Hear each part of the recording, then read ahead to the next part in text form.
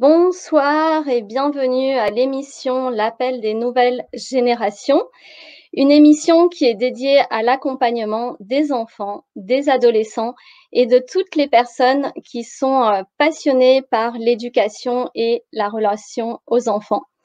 Donc, je vous laisse le temps de vous installer confortablement, une petite minute, et ensuite, on se retrouve autour du thème éduquer ou être soi. À tout de suite. Alors merci, merci d'être là, merci d'être présente, pour qu'on puisse partager cette magnifique soirée ensemble autour, du thème éduquer ou être soi. Nous allons retrouver, Laetitia qui est enseignante en Belgique, qui est une enseignante de morale et de citoyenneté. Et puis, nous avons le grand plaisir d'accueillir Armelle Six, qui voyage depuis les ondes, qui voyage depuis les États-Unis via les ondes pour être avec nous ce soir. Alors, hop. Bienvenue Armelle.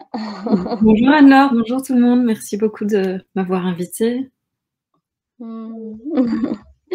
Et puis Laetitia, bonsoir Laetitia. Bonsoir, merci aussi de m'avoir invitée. Alors, ce que je vous propose, en attendant que d'autres personnes nous rejoignent, c'est que, ben voilà, on prend un petit temps pour se présenter et puis commencer d'aborder tout doucement ce fameux thème éduquer ou être soi. Armelle, je te donne la parole pour essayer de nous dire en quelques mots, si c'est possible, tout ton magnifique parcours depuis ces 20 dernières années est très riche, très riche d'enseignements, notamment autour de la parentalité consciente. J'ai un parcours un peu atypique puisque c'est la mort soudaine de mon fils en 2001 qui a changé complètement ma vie et qui a fait que je suis qui je suis aujourd'hui. J'aurais jamais, en tout cas, je pense pas que j'aurais pris ce chemin-là si ça ne s'était pas passé. Et ce que cet événement dramatique a créé dans ma vie, c'est qu'il m'a permis d'entendre la voix de mon âme. J'ai commencé à entendre une voix qui me guidait, la petite voix dont on parle parfois, notre petite voix intérieure qui est silencieuse et qu'on perçoit à peine. Chez moi, elle est devenue très forte et elle parlait plus fort que les autres voix et je me suis mis à la suivre. Et ça fait plus de 20 ans aujourd'hui que j'écoute la voix de mon âme et que je suis ma vie. Je suis la vie comme ça, je suis le mouvement de la vie à chaque instant. Et tout ce que tout ça a créé, en fait, ça m'avait fait vraiment prendre conscience du précieux, du cadeau qu'est un enfant. Et que dans nos vies quotidiennes, malheureusement, parce qu'on court beaucoup et parce qu'en plus, en général, on est identifié au rôle de parent, puisque j'ai eu la chance de suivre, de voir ma filleule grandir, de voir mon neveu grandir, d'avoir parfois des autres enfants autour de moi. Mais comme j'avais toujours un regard extérieur, il y avait toujours quelque chose de différent de possible dans la relation. Et ce que je voyais, c'est que ce qui coince souvent, c'est le fait que le rôle de parent, en effet, est ce qui fait que on est conditionné et du coup on n'est pas libre et on ne se laisse pas être soi. Et aussi, le quotidien fait qu'on ne voit pas le cadeau qu'est nos enfants parce qu'on essaye de les faire rentrer dans les rangs, on essaye de les faire rentrer dans nos rythmes et on doit toujours courir et on ne prend pas le temps de vivre, on ne prend pas le temps de s'écouter, on ne prend pas le temps de se rencontrer. Laetitia, bonsoir et merci d'être là. Et voilà, je vais aussi t'inviter à te présenter en quelques mots. Non, c'est pas possible, en quelques phrases. Voilà, nous expliquer un petit peu ton métier.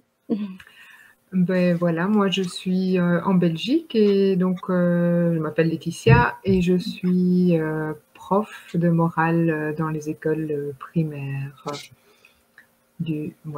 communales.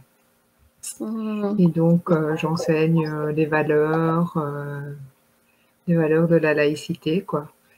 Et je travaille aussi un peu pour essayer d'inviter les enfants à s'intéresser à la méditation. Je suis aussi, à côté de ça, professeure de yoga. Et pour le moment, je donne pas cours, mais j'ai donné cours quelques années. Et donc, voilà, tout ce qui est conscience, parentalité consciente, c'est vraiment aussi des sujets qui m'intéressent beaucoup. Et éducation consciente, voilà. Ils ont vraiment de la chance, tes élèves, de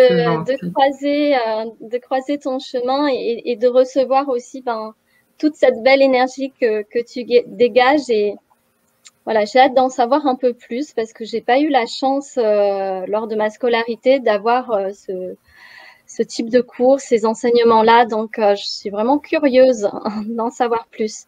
Alors aussi, voilà, pour les personnes qui nous rejoignent, ce qui fait vraiment la richesse de cette émission, c'est que vous puissiez vous sentir libre d'interagir avec nous, de nous écrire, de nous dire comment est-ce que ça résonne pour vous, le thème qu'on aborde, de nous poser des questions et voilà, qu'on puisse interagir tous ensemble et qu'on enrichisse vraiment ce thème de l'éducation et surtout d'aller vers qui je suis. Pour que tu nous parles un petit peu de comment est-ce que ça se passe pour toi au sein des écoles et surtout en lien avec les enseignements que toi tu apportes aux enfants. Alors, comment ça se passe? Écoute, moi, je transmets beaucoup sur les valeurs, donc tout ce qui peut toucher les enfants, donc l'amitié, la solidarité, mais aussi parfois des choses un peu plus précises comme l'intimité, le droit à l'intimité. Donc, on travaille beaucoup sur avec la Convention internationale des droits de l'enfant, et on vient travailler toutes les valeurs qui sont importantes par rapport aux droits des enfants, pour que les enfants soient au courant que, oui, ils ont des devoirs, mais ils ont aussi des droits. Et donc, à chaque fois, comme des petites briques, je viens rajouter une valeur l'une au-dessus de l'autre. Et pour ça, j'utilise différentes choses. Ok, c'est intéressant parce que vraiment, il me semble que quand on est en lien avec tout ce thème de l'éducation, on a l'impression qu'en tant que parent, on se doit d'inculquer certaines valeurs et parfois ça peut mettre énormément de pression, de se dire ah là là, j'ai vraiment envie que mon enfant il intègre ces valeurs-ci et parfois c'est ça aussi qui peut nuire au lien entre parents et enfants ou enseignants-enfants. Est-ce que tu veux dire un mot à ce sujet, Armelle? Oui, tout à fait. Ce qui me vient, moi, c'est justement le fait que généralement, parce que soi-même, on ne vit déjà pas en cohérence avec ses valeurs. Soi-même, on a une vie qui est à l'opposé de nos valeurs. On a souvent une vie qui correspond à la société, correspond à comment on a été conditionné, mais ça ne nous correspond pas à nous. On ne fait pas, la plupart du temps, on ne fait pas un job qui nous passionne, qu'on adore, où on se lève le matin et on se dit yes, aujourd'hui je vais encore faire quelque chose que j'aime. Oui, je vais encore changer des vies, faire rayonner le monde, faire quelque chose où je sais que c'est ça le sens de ma vie et c'est pour ça que je suis venue au monde. C'est pas ça en général nos vies. En général, nos vies, on se lève et on se dit ok, il faut se lever. Et puis déjà, c'est difficile dès le matin parce que soi-même, on est fatigué. Il faut faire bosser, enfin, faire avancer les enfants. On est déjà en train de courir. On est déjà dans un rythme. Il y a des embouteillages. Il y a ci, il y a là. Et il n'y a pas le temps de vivre, en fait. Et pour moi, le problème d'inculquer des valeurs aux enfants, c'est que soi-même, on n'est pas encore en accord avec ces valeurs. Soi-même, on n'écoute pas ce qui est bon et juste pour nous. Et on vit une vie qui ne nous ressemble pas. Donc forcément, comment est-ce qu'on peut inculquer ces valeurs-là à nos enfants alors qu'on ne vit pas la vie qu'on sent à l'intérieur, on ne vit pas la vie qui nous fait vraiment vibrer, où on se dit waouh, ouais, ça c'est vraiment ce que j'ai envie de vivre dans ma vie. En général, nos rêves, on les a oubliés parce que nos parents nous ont dit que arrête d'être un rêveur, sois responsable et va gagner ta vie. C'est ce qu'on nous a dit. Va faire des études ou va te trouver un job, lève-toi du divan. On nous a pas permis de nous ennuyer, de ne rien faire pour qu'on puisse savoir mais qu'est-ce qui m'habite vraiment et qu'est-ce que j'ai vraiment envie de faire dans ma vie. Ça ne se passe pas comme ça en général. Et donc, nous-mêmes, on n'a pas de valeur. Ou alors, les valeurs qu'on a, c'est des valeurs imposées qui ne font aucun sens pour nous parce que elles ont elles-mêmes été imposées à nos parents qui les ont gobées toutes crues et qui ont, du coup, qui nous ont fait et qui nous ont éduqués sur base de ça. Mais c'est pas qui ils sont non plus. Eux-mêmes, ils ne sont pas qui ils sont. Et donc, quelque part, la chaîne continue encore et encore jusqu'à un moment, il y en a un qui s'arrête, qui se disent, mais est-ce que la vie, c'est vraiment ça? Est-ce que la vie, c'est pas autre chose que ça? Est-ce qu'il n'y a pas plus à la vie que de naître, aller à l'école, apprendre des choses, grandir, devoir travailler, devoir se marier, devoir avoir acheté une maison, être en couple, Est-ce qu'il y a autre chose à la vie que ça? Et je pense que quand on se pose les vraies questions de est-ce que ma vie a du sens? Et est-ce que les valeurs qui sont les miennes, que je ne connais même peut-être pas, parce que peut-être que je me suis jamais arrêtée pour savoir c'est quoi mes vraies valeurs et comment j'ai envie de vivre. Et pour moi, les enfants difficiles, c'est ça qu'ils viennent faire. Ils viennent appuyer sur tous les boutons des parents où il n'y a pas de cohérence. Donc, ce ne sont pas des enfants difficiles.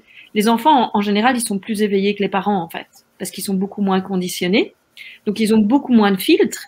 Et donc, qu'est-ce qui se passe? C'est que les enfants viennent nous montrer tous les endroits d'incohérence par rapport à nos vies et ce qui est important pour nous et qui on est et ce qu'on est venu faire sur Terre. Parce que eux sont encore connectés à ça. Nous, on est parti bien loin. Et donc, souvent, malheureusement, il faut qu'il y ait des difficultés qui se passent dans nos vies pour qu'on revienne à soi. Ou alors, on se rend compte qu'être parent, c'est le chemin spirituel le plus important qui soit. Et alors, on commence à se remettre en question, à remettre nos vies en question, à mettre du sens dans nos vies et à faire des choses qui vraiment nous font grandir. Parce qu'en tant qu'être humain, quand on ne grandit pas, c'est comme si on mourait à l'intérieur.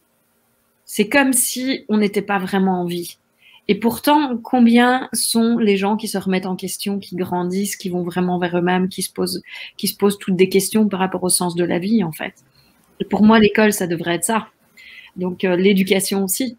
L'éducation, c'est pas un mot que moi j'aime, mais c'est plus facile de parler en utilisant ce mot-là.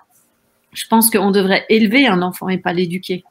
L'éduquer, je trouve que ce sont pas des animaux, en fait. On n'essaye pas de les faire rentrer dans des rangs et marcher avec une laisse, mais pourtant, c'est ce qu'on fait. L'école, elle a été créée au tout début des années 1900 pour qu'on se conforme. Elle n'a pas été créée pour nous éduquer et puis qu'on puisse avoir un savoir. Elle a été créée pour que chaque individu apprenne à rentrer dans les rangs et apprenne à suivre les règles qu'on lui imposait. Et donc, l'école a été créée pour conformer les individus. Et donc, forcément, quand on sait ça, je trouve ça intéressant quand même. Quand on sait que l'école n'a pas évolué, l'éducation n'a pas évolué depuis les années 50. On est en 2021, le monde est complètement différent, tout a changé, sauf l'enseignement et l'éducation. Ça commence depuis quelques années quand même déjà, mais pour moi, il y a vraiment quelque chose à cet endroit-là qui doit changer, et je trouve que la magnifique période qu'on est en train de vivre, qui est un vrai chaos pour la plupart des gens, pour moi, c'est ça. Cette période, c'est un arrêt sur le monde comme il fonctionne jusqu'à présent. Ça ne peut plus continuer. Donc, quelque part, tout ce qui est en train de se passer participe à ça. Et les enfants sont ça aussi. Sont quelque part un peu des disrupteurs, des disjoncteurs qui viennent pointer tous les endroits où le parent n'est pas cohérent par rapport à sa vie. Et en fait, l'enfant vient vraiment par qui il est, pas parce qu'il fait ça exprès, évidemment, mais simplement par qui il est. Et le fait qu'il soit si connecté à la vie, l'enfant vient vraiment remettre en question les choses que nous, on ne remet pas en question. Et quand il demande des pourquoi et qu'on lui dit parce que, en général, c'est parce que soi-même, on ne s'est déjà jamais questionné. Tandis que l'enfant, il se questionne parce que pour lui, tout est nouveau. Et donc, je trouve que l'intérêt, c'est justement, et si l'innocence de l'enfant, c'était ce qui nous faisait revenir à notre essence? Malheureusement, on croit qu'on est l'adulte et qu'on sait, et que c'est nous qui devons leur apprendre. Et donc, on rate l'opportunité que la vie nous présente de grandir nous-mêmes, en fait, et de voir que bien souvent, les maîtres, ce sont eux. Merci, merci Armelle. Oui, ça y est, on baigne vraiment dans cette énergie de la parentalité consciente et voilà, ça montre déjà un petit chemin d'inspiration aussi et de comment revisiter l'éducation. Laetitia, est-ce que tu as envie de réagir par rapport à ce que tu as entendu? Je suis d'accord avec Armelle. C'est vrai qu'il y a beaucoup de choses qui sont importantes dans être en accord avec ses valeurs. Et c'est pour ça que je trouve que c'est important d'en parler parce que bien souvent, c'est même pas un concept qui existe pour la plupart des gens en fait. Et pourtant, c'est tellement vrai quand on est en désaccord avec ses valeurs, ben, la vie va toujours nous ramener à la figure ce qu'on a besoin d'apprendre ou ce qu'on a besoin de regarder.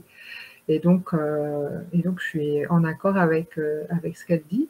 Au niveau de l'enseignement, c'est vrai aussi qu'il y a beaucoup de choses qui doivent encore évoluer. Il y a beaucoup de choses qui sont faites. Il y a beaucoup de gens qui sont motivés pour apporter un peu plus de philosophie par les cours justement qu'on donne de morale et de philosophie à la citoyenneté.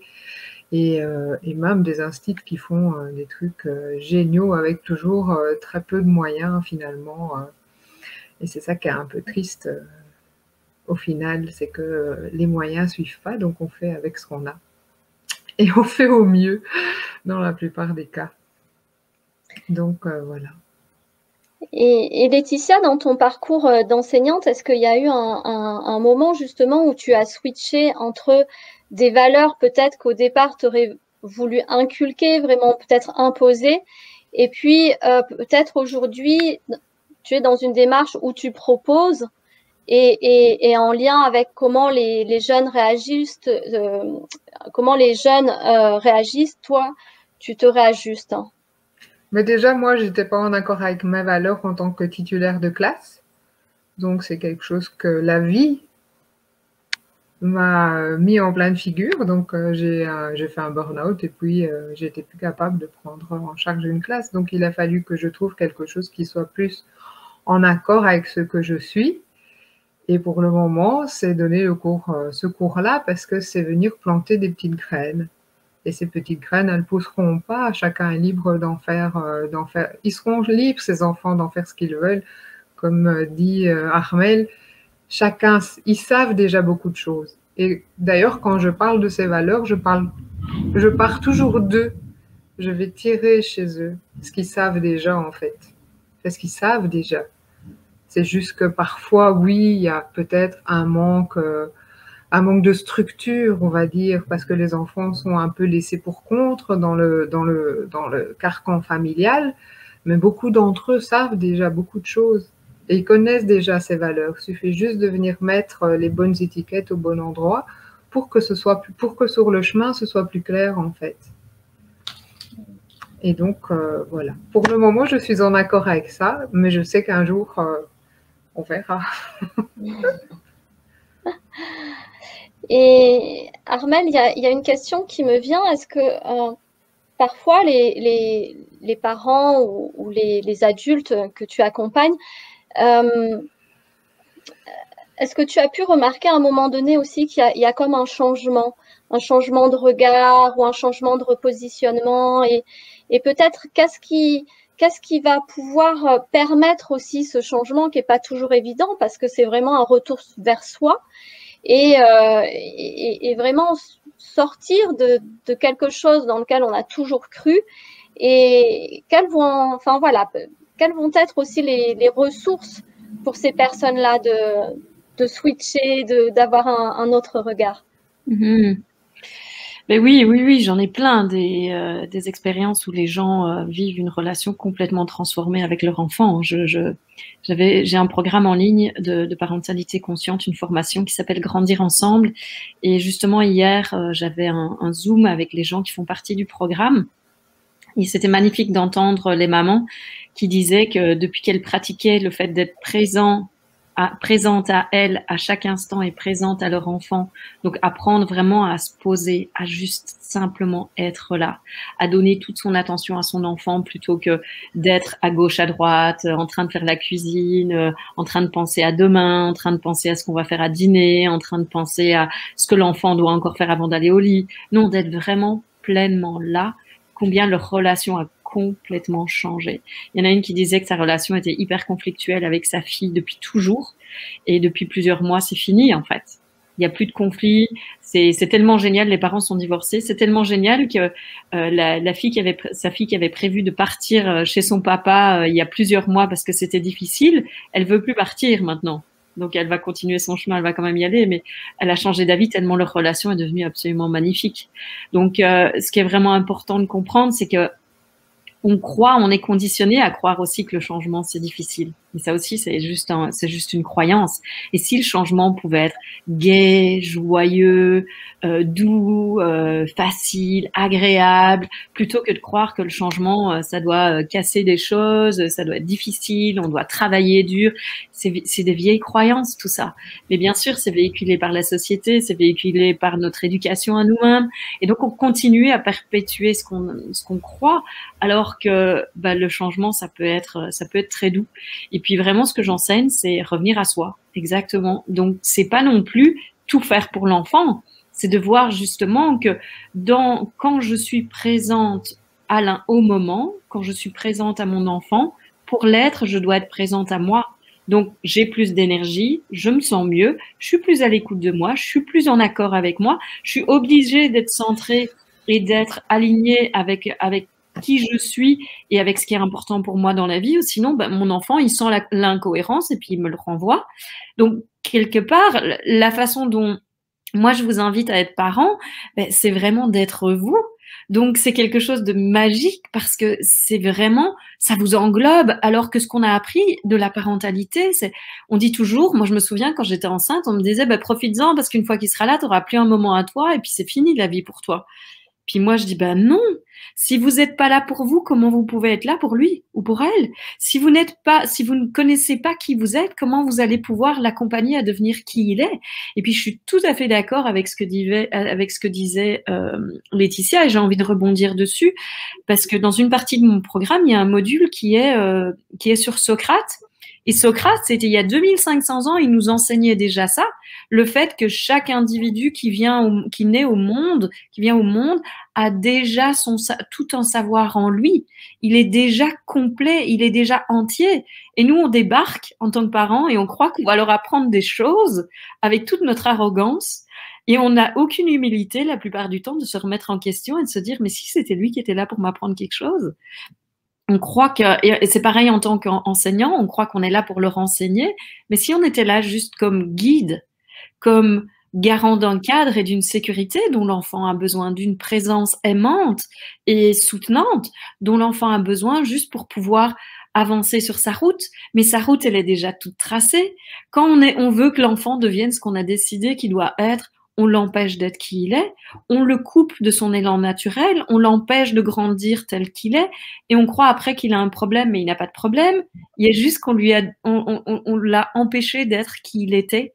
Donc pour moi, tout ça, c'est vraiment important parce que ça n'a l'air de rien, et c'est comme ça qu'on est éduqué. Donc évidemment, c'est normal qu'on avance dans cette direction-là.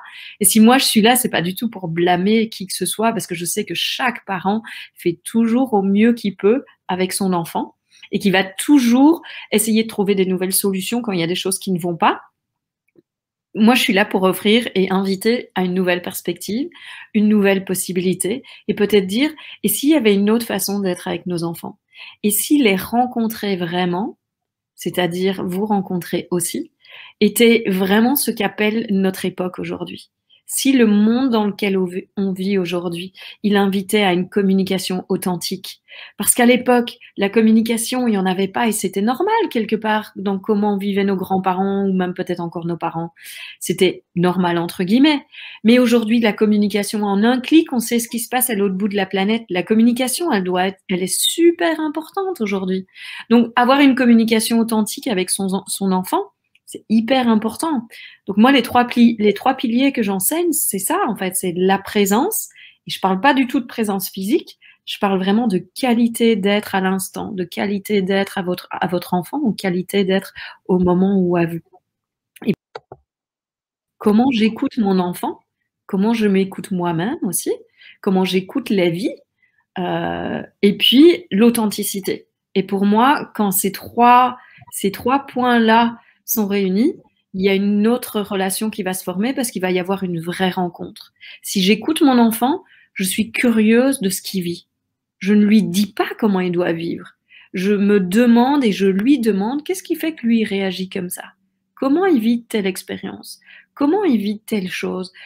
Qu'est-ce qu'il pense de telle chose? J'adore ce que dit, je rebondis aussi là-dessus, ce que disait Laetitia, parce que questionner les enfants, c'est déjà leur montrer qu'on a confiance en eux et c'est leur montrer qu'ils ont déjà cette sagesse et ce savoir. Et pour moi, c'est vraiment l'essentiel, en fait, parce que quand on leur dit tout, on les met dans des boîtes, on les empêche de grandir, en fait. Et on les empêche d'avoir confiance en eux parce qu'on leur montre pas qu'ils ont déjà tout. Et donc, c'est ça que j'adore dans l'éducation alternative ou même la plupart des écoles alternatives, je les connais pas toutes, mais en tout cas, une partie de ce que j'aime, c'est le fait que on va laisser l'enfant faire ses pas et on va l'accompagner dans son développement à grandir, à apprendre à faire les choses par lui-même, en fait. Et donc ça lui montre qu'on a confiance en lui, qu'on lui montre qu'on a confiance en lui. Il a confiance en lui. Et puis, il apprend vraiment à constamment être orienté solution. Il voit pas de problème, en fait. Or, notre société, la façon dont on éduque un enfant, c'est il y a des problèmes. Il y a quelque chose qui va pas avec lui, il fait pas les choses comme il doit. Et il y a des problèmes tout le temps. Parce que nous-mêmes, on vit notre vie dans les problèmes. Parce que nous-mêmes, on a été conditionnés à croire qu'il y a quelque chose qui n'était pas OK avec nous. Mais c'est faux. C'est juste tellement faux. On est la perfection de la vie. Et pour moi, ce que j'aime dans la façon dont je vis et puis tout ce que j'ai découvert grâce à la mort de mon fils et mon chemin spirituel et puis ce que j'enseigne, l'éveil à sa vraie nature, c'est vraiment qu'on revient à l'essence des choses dans leur perfection, en fait. Pas dans ce qu'on a essayé d'en faire et comment on les a transformés. Et c'est pas du tout olé olé. C'est pour moi la façon la plus concrète de vivre la vie. La question à se poser, c'est juste, est-ce qu'on croit qu'on est venu ici pour souffrir ou est-ce qu'on croit qu'on est venu ici pour grandir, apprendre et être heureux? Et si c'est ça, alors la spiritualité va faire du sens dans notre vie. Mais la spiritualité n'est pas une religion, c'est simplement l'attitude qu'on a par rapport à chaque événement qui se passe dans notre vie. Et donc pour moi, c'est pas quelque chose qu'on vit à part de notre quotidien. C'est 100% de notre quotidien. C'est au travail, c'est avec nos enfants, c'est avec notre conjoint, c'est avec nos amis, c'est avec notre famille. Comment on se comporte, comment on est, quelle est notre attitude, quelles sont nos réactions par rapport à tout ce qui se passe. Ou alors, on pense qu'on est venu pour souffrir. Et qu'est-ce qu'on va faire? On va travailler dur. On va toujours voir des problèmes et on va passer notre vie à croire qu'il y a quelque chose qui va pas avec nous. Et puis on va aussi essayer de constamment régler les choses qui ne vont pas, en fait. Et on va pas profiter de la vie. On va pas voir la beauté qu'est ce monde. On va pas voir la beauté qu'est notre enfant. On va pas voir son cœur pur. On va pas voir son innocence. Qu'est-ce qu'on va voir? Qui nous manipule en permanence, alors que peut-être tout ce qu'il veut, c'est nous aimer. Et donc tout ça, c'est quand je change mon regard par rapport à la vie, je change mon regard par rapport à qui je suis, je change mon regard par rapport à mes enfants. Et donc forcément, il y a une autre expérience que j'ai par rapport à tout. Et pour moi, c'est ça. Et donc, concrètement, c'est d'abord apprendre à être présent, c'est écouter vraiment, c'est être curieux, poser des questions, et puis c'est être authentique dans notre communication aussi. Et surtout, en tant que parent, oser être humble et se remettre en question, et se poser la question de quand votre enfant est difficile, qu'est-ce que moi je vis? Et revenir à soi au lieu de croire que c'est lui le problème. Parce que l'enfant, c'est le miroir de qui on est. Et donc là, il y a vraiment une opportunité de grandir. En tant que parent ou en tant qu'enseignant, éducateur, animateur, n'importe qui travaille avec des enfants. Oui, c'est vraiment inspirant et ça donne une toute autre perspective aussi de finalement comment est-ce qu'on peut vivre cette relation avec nos enfants ou avec les jeunes qu'on côtoie. C'est vrai qu'il y a aussi parfois des résistances, hein. Il y a ces fameuses résistances auxquelles on est confronté, comme tu le disais,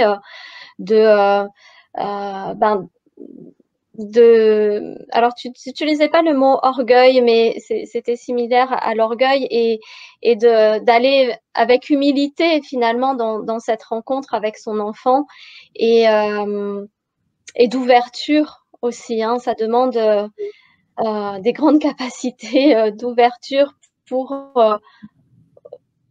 oser être. Et oui, ce que ça demande, c'est que nous-mêmes, on ose se rencontrer, en fait. Mais ce qui est difficile, c'est que si on va vers ça, on pourrait se rendre compte que le chemin de vie qu'on a n'est pas le bon pour nous.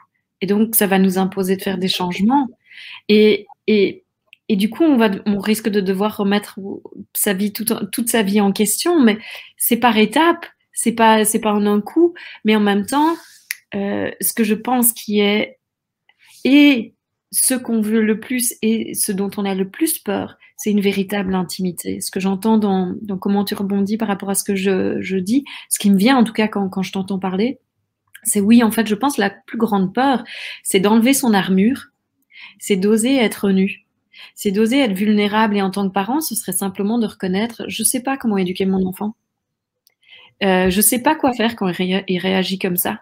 Quand il va mal, de pouvoir lui dire, je me sens impuissante à faire en sorte que tu ailles bien. Je me sens impuissante par rapport à ce que tu vis.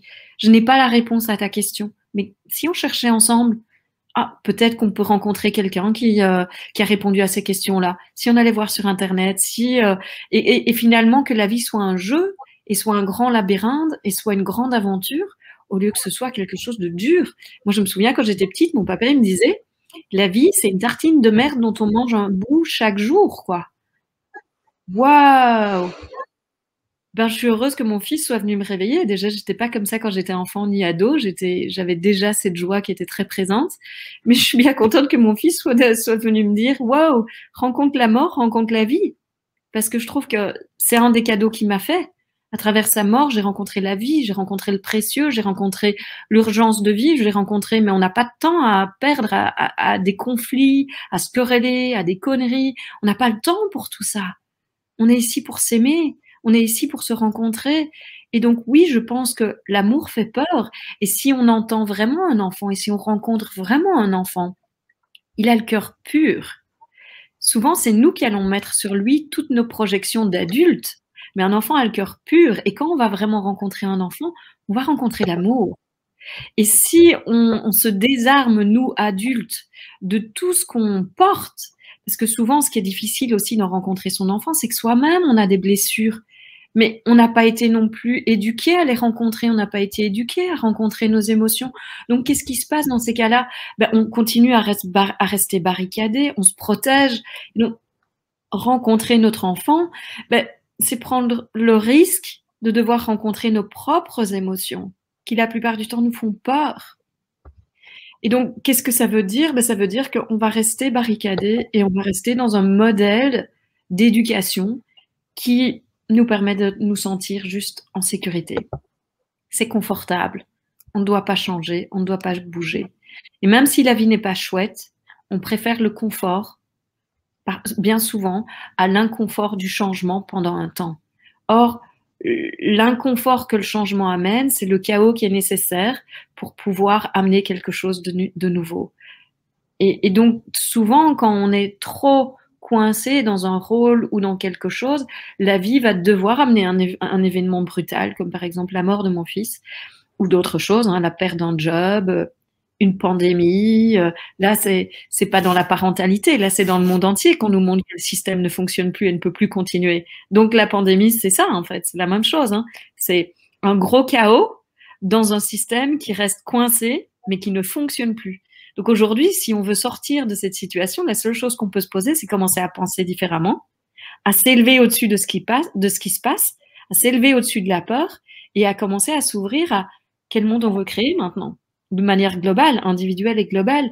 Et c'est la même chose en tant que parent. Il y a un endroit où on doit se mettre à penser différemment et peut-être à voir quels sont les changements que je dois faire pour le bien de mon enfant.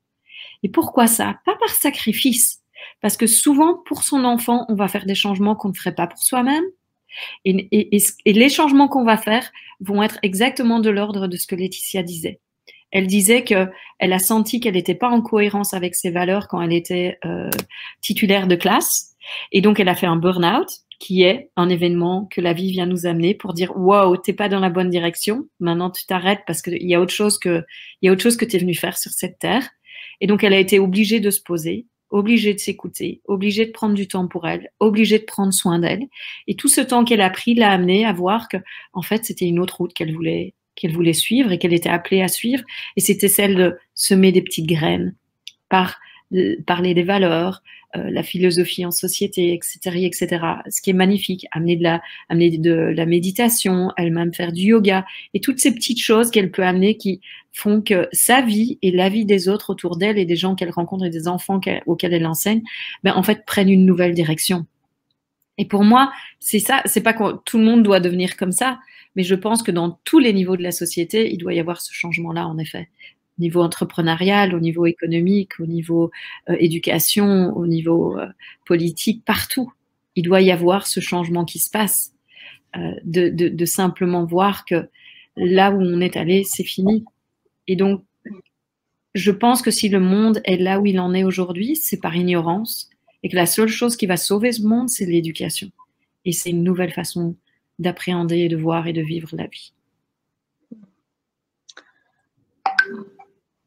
Merci Armelle, c'est vraiment... Là, c'est grâce peut-être tout ce que je dis. Non, mais c'est très touchant et c'est aussi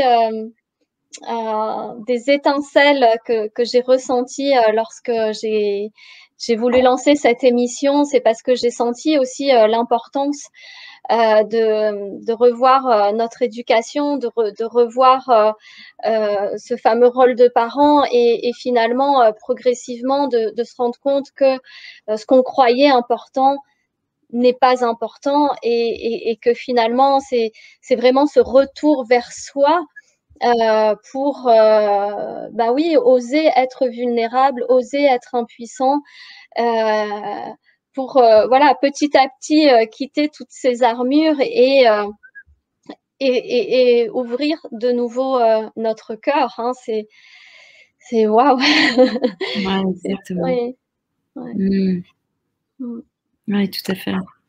Tu dois le voir aussi, j'imagine, Laetitia, dans ce que tu enseignes aussi avec les enfants à l'école. Oui, ben oui, je le vois. Et c'est vraiment, comment dire, en fait, par rapport au fait que ce que tu disais, que les enfants sont un peu des interrupteurs comme ça, qui viennent un peu nous renvoyer à la figure des choses qu'on n'a pas encore forcément travaillées, des blessures. Mais quand c'est ton enfant, c'est une chose. Et puis quand c'est les enfants des autres, ici, surtout dans le cadre de l'école, c'est encore autre chose. Et ça demande encore plus il faut être encore plus centré. Où tu vois, là, tu dois venir mettre un cadre juste, mais tu dois pas non plus être dans quelque chose qui est de la colère. Tu vois, c'est compliqué hein, parfois de pouvoir trouver le juste milieu et de pas s'identifier justement à ce qui est en train de se passer. Tu vois ce que je veux dire? Oui, ben de je rester un peu comme... J'ai l'impression parfois d'être une actrice, tu vois, ou un clown. Et même quand je me fâche, en fait, je me fâche pas vraiment parce que c'est pas que c'est pour rire, mais je veux pas m'identifier à ce qui est en train de se passer, quoi.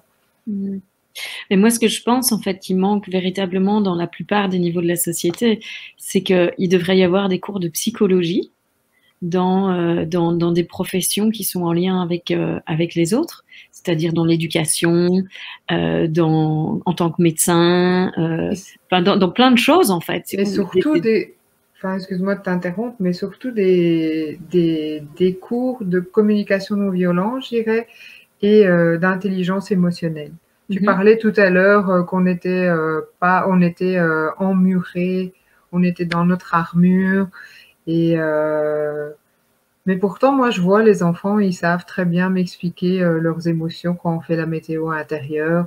Ils savent me dire qu'ils peuvent se sentir tristes et se sentir joyeux en même temps. Ils ont, et ils ont aussi comme ça une multitude de façons de pouvoir expliquer une joie, une grande joie, tu vois, quelque chose qui les fait sauter en l'air. Et,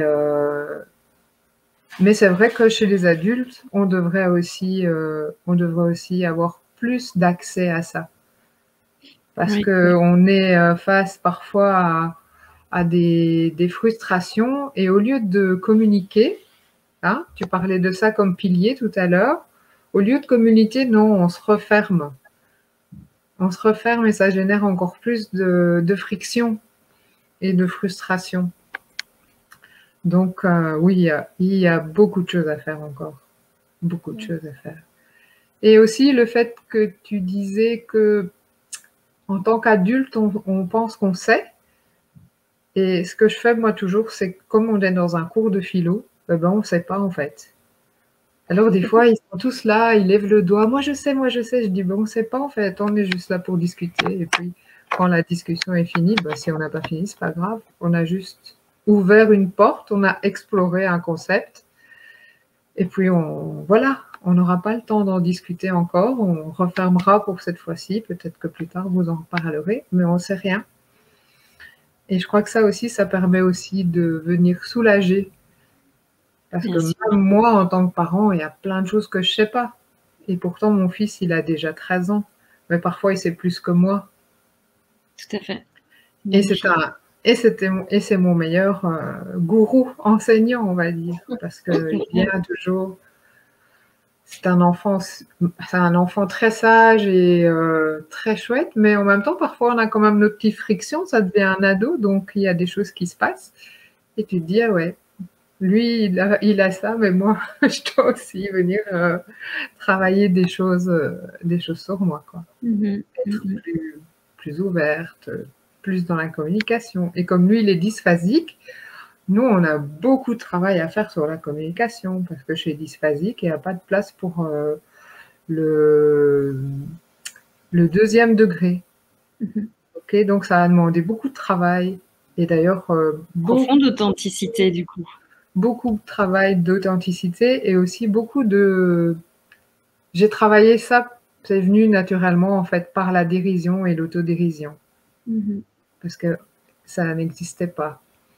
Et donc maintenant, la qualité dont on parle toujours chez lui, c'est « Ah, votre fils, il a beaucoup d'humour. » Voilà. C'est comme ça qu'on travaille un peu nos quiproquos, je vais dire. Mais c'est ça qui est magnifique, c'est de voir que les conflits, ça ne doit pas être difficile et que chaque conflit, c'est une opportunité de grandir. En fait, l'endroit où on ne se rencontre pas, l'endroit où on ne se comprend pas, c'est une opportunité de se découvrir d'une façon qu'on n'a pas encore découverte, soi-même, et de découvrir l'autre aussi d'une nouvelle façon. Et du coup, ça devient la qualité principale de ton fils, ce que tu as mis en place. C'est magnifique. C'est de voir du coup sa différence fait que tu as dû aller chercher toi-même peut-être une qualité de toi. Exactement. Que tu n'exprimais pas pleinement et qui pourtant fait partie complètement de ton être, qui fait que tu arrives à faire le clown en classe, quoi. Ouais. C'est génial quand tu vois ça. Et c'est ça qui est magique parce qu'il m'a permis de me reconnecter à mon enfant intérieur, en fait. Mais oui, c'est ça. Pour être... Dans les conflits avec les parents, c'est ça, en fait, ou même avec les enseignants, c'est que en grandissant, on nous a appris à être responsables et on nous a dit de nous couper de ce côté un peu foufou, de ce côté magique, de ce côté où tout est magnifique, de cette pureté et cette innocence enfantine. Mais moi, j'ai 43 ans aujourd'hui et j'ai toujours 5 ans. et je trouve que c'est ça qui est magique dans la vie, c'est que pour moi, la vie, elle est magique tous les jours. Et je voudrais pas que ce soit autrement. Et je pense que c'est une des choses qu'on a perdues en grandissant, en étant adulte, parce qu'on nous a dit qu'il fallait être sérieux, responsable, que la vie, c'était sérieux. C'était pas pour rire. Et pour moi, c'est ça qui manque, en fait, dans notre quotidien aujourd'hui, souvent. Oui, c'est clair.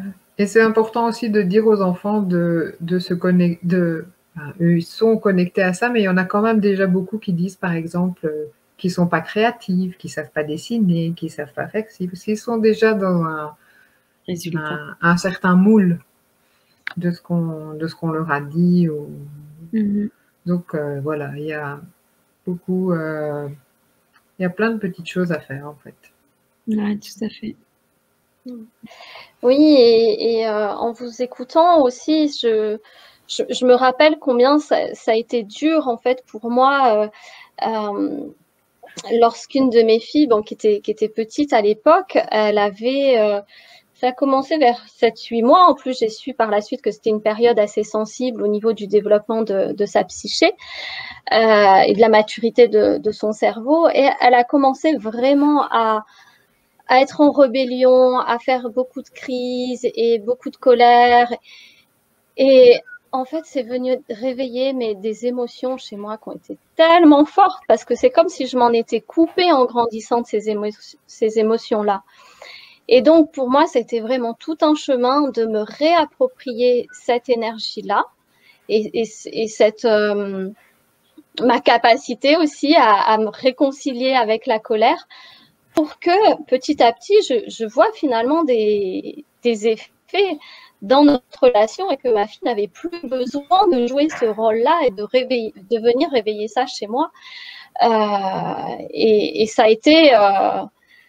oui, ça a été des moments difficiles parce que j'étais complètement au dépourvu, en fait. J'étais vraiment au dépourvu et je crois que les enfants, ils sont vraiment des révélateurs constants pour venir, comme tu le disais, hein, Armelle, appuyer sur ces boutons, sur ces parties de nous qui se sont peut-être endormies au fil de notre histoire. Ouais. Et qui restent en souffrance du coup aussi, parce que tu peux voir que ce que ta fille t'a permis, justement, en faisant l'effet miroir comme ça, elle t'a permis de sortir de la souffrance qui était cachée, en fait, de cette colère qui ne peut pas être exprimée, de tout ce qu'il devait y avoir à cet endroit-là. Donc, c'est ça qui est magnifique, c'est que si on veut vraiment voir et avoir l'humilité de voir ce que notre enfant nous renvoie, ben, il y a la possibilité que notre vie va être meilleure. Et donc forcément, la relation avec l'enfant va être aussi meilleure, mais aussi notre vie, notre bien-être au quotidien, les décisions qu'on prend, les choix de vie qu'on fait, parce qu'on récupère des parts de nous-mêmes qu'on a rejetées, qu'on a mis de côté parce que c'était trop douloureux à l'époque. Et donc, quelque part, c'est ça aussi, voir la magie et la perfection de la vie, c'est de voir que ces challenges avec nos enfants, c'est en fait des opportunités de nous-mêmes nous récupérer. C'est nous-mêmes nous rencontrer, nous retrouver. Et du coup, c'est ça, grandir ensemble, en fait. C'est que oui, lui va apprendre et grandir de vous qui êtes du coup une maman ou un papa plus attentif, plus aimant, plus joueur, plus présent. Forcément, il va en bénéficier, mais vous-même, vous allez bénéficier des difficultés que vous vivez avec lui. Et c'est là où vous allez voir que chaque jour, quoi qu'il se passe, votre enfant est un cadeau. Votre enfant est vraiment quelque part la source de qui vous êtes. Et ça, c'est assez marrant parce que du coup, on renverse les choses. Vous étiez la source de qui il est, mais en fait, c'est lui la source de qui vous êtes.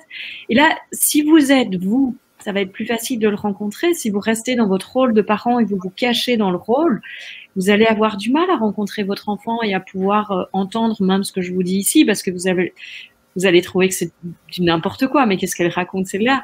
Mais s'il y a quoi que ce soit dans votre cœur de parent qui veut une vraie rencontre avec son enfant, une vraie rencontre avec vous-même, il y a quelque chose qui va vous toucher. Vous allez sentir, tiens, et si j'essayais? Et tout ce qu'il faut, c'est un « et si ». Parce qu'avec un « et si », il y a une porte qui s'ouvre il y a peut-être une autre possibilité. Ouais. Oui, oui. Et pour moi, en tous les cas, ce qui a été aussi une source de guérison, c'est que j'ai eu des espaces dans mon propre accompagnement. La façon dont j'ai été accompagnée, notamment au sein de groupes, j'ai eu cette autorisation aussi de pouvoir exprimer mes émotions, quelles qu'elles soient. Et ça, j'ai pu vraiment sentir comment, à un moment donné, ces autorisations m'ont permis aussi de laisser sortir ce qu'il y avait besoin, quoi. Et il me semble que voilà, c'est peut-être des espaces qui sont qui sont pas très communs parce que bien souvent la tristesse, ok, on a le droit de pleurer, surtout si on est une femme, mais la colère, il y a quand même une sacrée étiquette sur cette émotion là, et c'est dommage parce que vraiment, enfin, voilà, elle contient elle-même aussi le potentiel de guérison, quoi. Oui, et puis c'est vraiment recontacter notre puissance et c'est retrouver le plus grand pouvoir qu'on a en tant qu'être humain. Quand on permet à l'énergie de la colère de circuler, eh bien, on retrouve le pouvoir de choisir. Tandis que tant qu'on ne vit pas la colère qui est réprimée en nous, on va se sentir impuissant. Et c'est ce qui se passe énormément dans la société aujourd'hui. On croit qu'avec tout ce qui se passe, on n'a pas le choix et qu'on est impuissant. Et je pense que vraiment, il y a une énergie, justement, enfantine qui doit être rencontrée pour qu'on puisse passer à autre chose. Et c'est pas être en colère contre le gouvernement ou contre les parents ou blâmer, mais cette énergie est une énergie de changement, en fait. Et quand on la met de côté, on ne se permet pas justement de transformer ce qui doit l'être et de passer à quelque chose d'autre. Donc, la colère est une énergie qui est hyper importante. Pas colère contre, colère juste en tant qu'émotion pure, nue, énergie, tout simplement. C'est une belle énergie de changement qui va vous amener vers quelque chose de différent. Donc, quand votre enfant est en colère, souvent, quand il pique des colères, comme on dit, c'est parce que le parent, en général, n'est pas cohérent avec ce qu'il dit et ce qu'il fait. Il y a quelque chose qui n'est pas juste dans ce qui est dit. Ou alors, il essaye de contrôler ou de contraindre l'enfant. Il y a quelque chose qui n'est pas juste. Et c'est pour ça que l'enfant, souvent, est en colère. Est-ce que, Armelle, tu aimerais nous partager un petit mot sur justement ce programme que tu proposes pour accompagner les parents, les éducateurs, les enseignants, qui s'appelle Grandir ensemble? Oui, avec joie. Oui, c'est vraiment ce programme, c'est vraiment une grande joie pour moi. Donc c'est une formation en ligne de 3 mois. C'est 45 vidéos que vous recevez, une vidéo tous les 2 jours qui vous offre plein de petits trucs concrets, des petites méditations, des explorations, des invitations à vivre la présence, des invitations à pratiquer l'écoute pure que j'enseigne aussi. J'ai aussi créé une danse qui s'appelle Movement of Life. Son ancien nom était Danse du mouvement de la vie. Je vous invite aussi à pouvoir justement danser vos émotions, danser les émotions avec les enfants, apprendre aux enfants aussi à danser leurs émotions pour qu'ils aient un endroit où ils puissent les exprimer, qu'ils sachent que c'est quelque chose de normal. Il y a un module aussi sur, mais comme je l'ai dit, Socrate, donc apprendre à poser des questions plutôt que de mettre les choses et les gens en boîte, de vraiment apprendre à poser des questions. Il y a un module sur les émotions. Enfin voilà, c'est vraiment, je pense, un programme complet sur une parentalité consciente, où on voit que l'enfant est notre miroir et où on grandit ensemble, comme son nom l'indique. Donc, si évidemment vous êtes prêt à vous remettre en question et à rencontrer véritablement votre enfant, à vivre la relation dont vous avez toujours rêvé, à vivre l'amour comme vous savez que c'est possible, ce programme va vraiment vous y aider. J'ai aucun doute. Les résultats, ce que j'entends des gens qui le suivent et qui mettent en pratique tout ce que je propose, leur relation change pas au bout des 3 mois. Leur relation change au bout de la première vidéo qui suivent. Donc, c'est pas quelque chose qui est dans le futur. C'est chaque instant, chaque vidéo, c'est à chaque moment. Et c'est juste magique de voir comment les familles sont transformées par ce programme. Donc oui, c'est vraiment une grande joie de vous le proposer, c'est évident. Et ça donne envie. C'est 3 mois dans une vie. Ça donne envie, et puis aussi de reconnecter avec son corps, hein, avec donc les émotions, mais aussi toutes les sensations corporelles et ce mouvement de la vie, ce mouvement interne et naturel, hein, si j'ai bien compris. Oui, tout à fait. C'est vraiment ça. Movement of Life, c'est vraiment apprendre à écouter la vie, apprendre à écouter ce mouvement naturel de comment la vie bouge, comment la vie vous invite. Écoutez votre sagesse, parce que vous-même, en tant que parent, vous avez une sagesse aussi. Donc, quand je vous dis tout ce que je vous dis, je ne mets pas de côté votre sagesse. Et c'est bien expliqué d'ailleurs dans ce programme que c'est important d'écouter les enfants, mais c'est important que vous vous écoutiez aussi et que vous suiviez votre mouvement à vous aussi. Il y a vraiment une rencontre des deux. Donc, voilà. C'est revenir à quelque chose de naturel qu'on a mis de côté parce qu'on a été dénaturalisé en fait. D'ailleurs, on le voit bien, hein, la plupart des villes, il y a un manque de nature, il y a un manque de verre. Mais si vous allez dans la nature et vous regardez comment fonctionne la nature, vous allez voir qu'en suivant ce programme Grandir ensemble, c'est un peu ça en fait.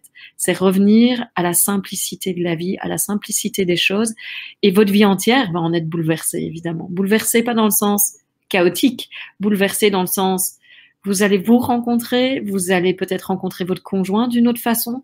Toute la famille va être dans dans une autre dynamique et votre relation avec votre enfant ou vos enfants, ça va juste être exactement tout ce que vous avez rêvé en choisissant de devenir parent.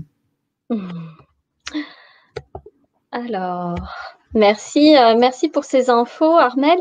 Et puis, on a une petite question d'Eliane. Je fais la garderie dans une école catholique pour les maternelles et les primaires. Je me rends compte qu'il y a tout de même des bagarres entre les enfants. Qu'en pensez-vous? Évidemment, le problème, c'est que les enfants sont éduqués et conditionnés à être comme les parents sont, en fait. En général, les parents crient sur leurs enfants, comment ils se font entendre en punissant, en criant. Donc la violence est au quotidien. La façon dont on éduque les enfants, pour moi, c'est déjà une violence. Donc, quelque part, c'est pas étonnant que ça se retrouve dans la cour, puisque c'est comme ça que c'est à la maison aussi. Et puis, donc, et en général, on voit pas ça comme de la violence. On trouve que c'est normal. Pour moi, c'est de la violence qui est tue, c'est de la violence éducative, où on ne laisse pas à l'autre la possibilité d'être soi. Et les enfants, qu'est-ce qu'ils font? Ils apprennent par mimétisme. Tout ce que vous retrouvez dans la cour, c'est ce qui se passe dans les familles. Parce que les enfants, ça vient pas d'eux-mêmes chez eux, tout ça. Ça vient parce qu'ils l'ont appris.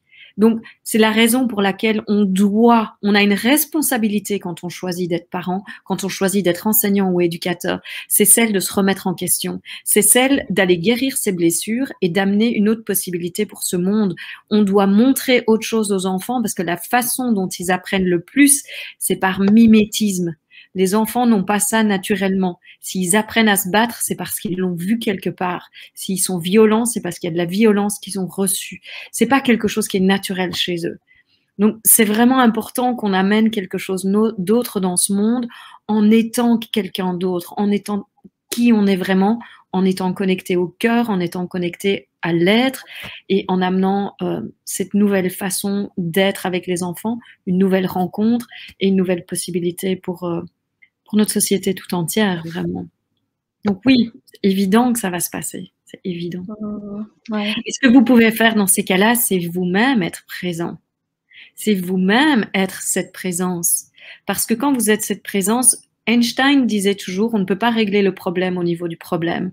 Donc s'il y a de la bagarre et de la violence et que vous criez sur les enfants, vous amenez plus de bagarre et de violence. Donc ce qui est important dans ces moments-là, c'est peut-être les appeler, leur demander ce qu'ils vivent, pourquoi ils font ça. C'est de vous-même être présent, de vous-même être dans le cœur, de voir qu'au-delà de ces enfants qui se bagarrent, il y a 2 enfants qui souffrent en fait, parce que sinon ils ne se bagarreraient pas. Et c'est d'aller chercher ça, aller chercher ce qu'il y a derrière. Voyez la beauté, la pureté, l'innocence et voyez la souffrance. Et essayez de les aider à cet endroit-là plutôt que de crier dessus et vous allez voir, vous allez faire vous aussi une différence.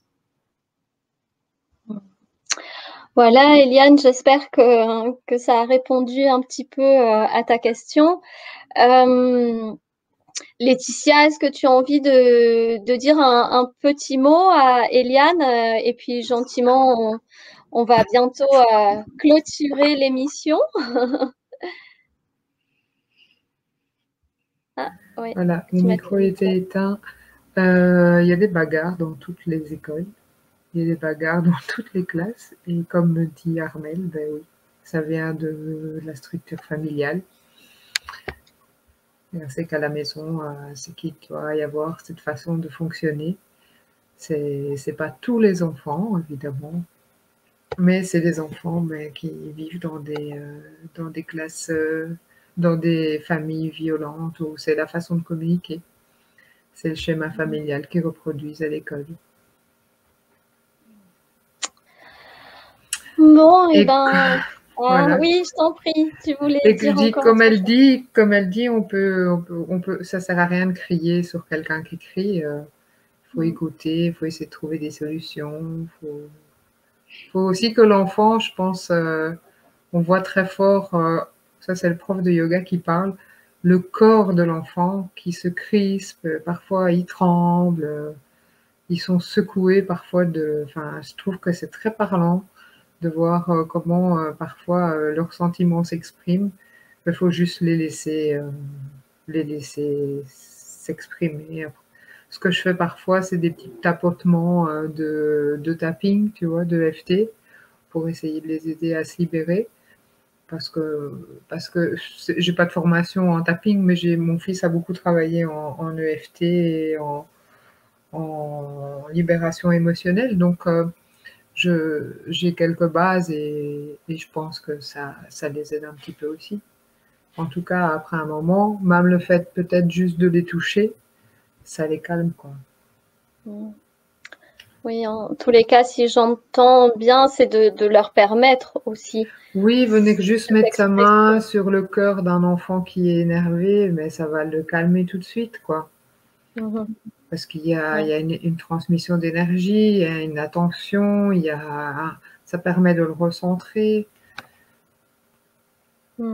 Peut-être juste ça, pas les punir parce qu'ils ont eu un comportement, oui, après s'ils récidivent peut-être, mais peut-être pas les punir tout de suite et être dans cette identification de la colère justement où oh, ils ont fait quelque chose, ils peuvent pas se bagarrer, ça me met en colère, et pas tout de suite réagir, mais comme dit Armelle, être en présence, respirer, observer, se demander comment je vais gérer le truc et essayer de faire au mieux. Bon, et ben on arrive à la fin de ce live sur le thème éduquer ou être soi. J'espère que les personnes qui étaient avec nous ce soir et puis les personnes qui vont visionner l'émission en replay, ben vous serez inspirés, vous serez nourris. Vous direz peut-être aussi que vous n'êtes pas tout seul à vivre ce que vous vivez et peut-être aussi que ça va ouvrir un nouveau chemin pour tisser une autre relation avec les enfants ou les jeunes qui sont proches de vous.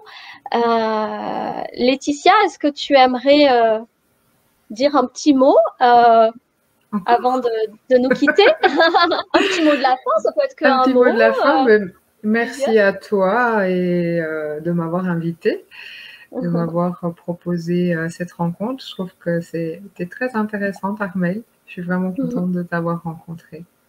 Merci beaucoup. Merci Laetitia, et puis on se retrouve dans un petit moment.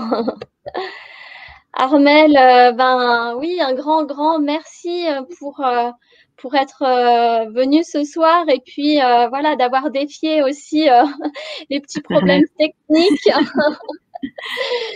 Et je suis vraiment très heureuse, voilà, que les choses ont fini par se poser et s'aligner et qu'on ait eu vraiment des magnifiques échanges autour du thème de ce soir. Est-ce que tu aimerais voilà, aussi clôturer par un petit mot, une phrase? Oui, je crois que j'ai envie de dire à chaque parent qui nous écoute vraiment que je sais que vous faites du mieux que vous pouvez à chaque instant et c'est magnifique et c'est vraiment magnifique et vous devez le reconnaître. Et en même temps, il y a aussi tout ce que je vous ai partagé qui peut être un plus dans votre vie et dans celle de votre enfant. Et c'est vrai que si je parle de tout ça aussi, c'est parce que moi, je pense vraiment qu'on est arrivé à un moment où l'humanité doit changer. On doit redevenir et devenir profondément humain. Et je pense que tous ensemble, on peut y arriver. Et que les enfants, c'est le média pour que ce monde change. Et donc, oui, en tant qu'adulte, on a une responsabilité envers eux. Donc, je vous remercie vraiment d'avoir écouté ce live ce soir ou de l'écouter quand vous l'écouterez. Merci beaucoup, Armelle. Et puis, voilà, le live est terminé. On se retrouve lors d'un prochain live, lors d'un prochain thème, avec grand plaisir. Et vous avez toujours la possibilité aussi d'écrire sous la vidéo YouTube. Voilà, si vous avez une question, si vous voulez laisser un petit commentaire. Et puis, voilà, j'essaierai de vous répondre sans tarder.